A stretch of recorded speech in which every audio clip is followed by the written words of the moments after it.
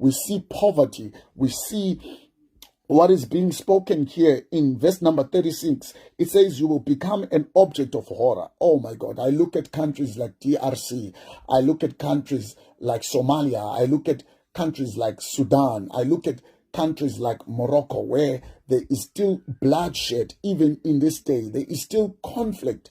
I mean, in the 21st century, there is still conflict that is happening. I look at the Islamic countries, the countries like Iran and Iraq. I mean, it's talking about disobedience or another God that is not God himself. And this is how you see the curse manifested, because you see it becoming a place of horror.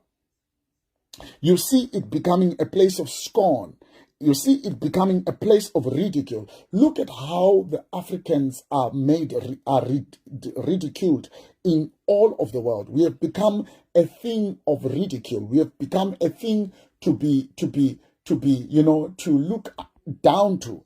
And this is a sign that the land of Africa is still under a curse. And I pray, and this is my prayer to God, and it is also in my mission that God will send me into Africa and minister and wail. And it calls for a ministry of intercessors, that we may wail before God and say, oh Lord. Today I was reading in the book of Nahum, where it talks about God being a just God, but he's also a God that is a jealous God, that he will not relent in punishing, that in his punishment there is still grace, that he will not allow the bad to continue for a long time, because he is a good he is a good God. And I sense in the spirit that we are close to the revival that shall touch Africa, and it shall ignite, and it shall change the landscape of Africa. There is going to be a transfer of wealth from the European countries to the African countries. There is going to be an economical independence. There is going to be a spiritual independence that is going to be going on. And I know that we are getting closer to that. But I just wanted to bring to your attention the fact that Africa, to some extent, is still under a curse, because we are still worshiping false idols. We are still worshiping other gods. We are still dabbling in the old covenants of our ancestors. We are still there, and that's why we are seeing this curse manifesting itself. Hallelujah.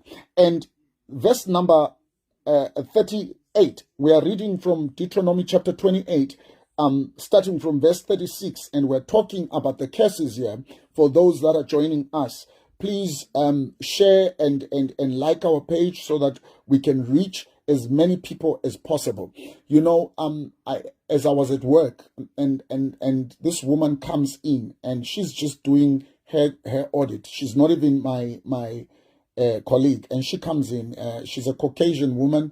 She walks in and she starts telling me how she's had a miscarriage after a miscarriage. And in my spirit, you know, sometimes when we're at work, we try to be as professional as possible. But in my spirit, I just felt that as she was talking to me, all I could hear in my spirit was, you are still under a curse. And I thank the Lord that she opened up to me, and I happened to share the scriptures that I'm sharing with you.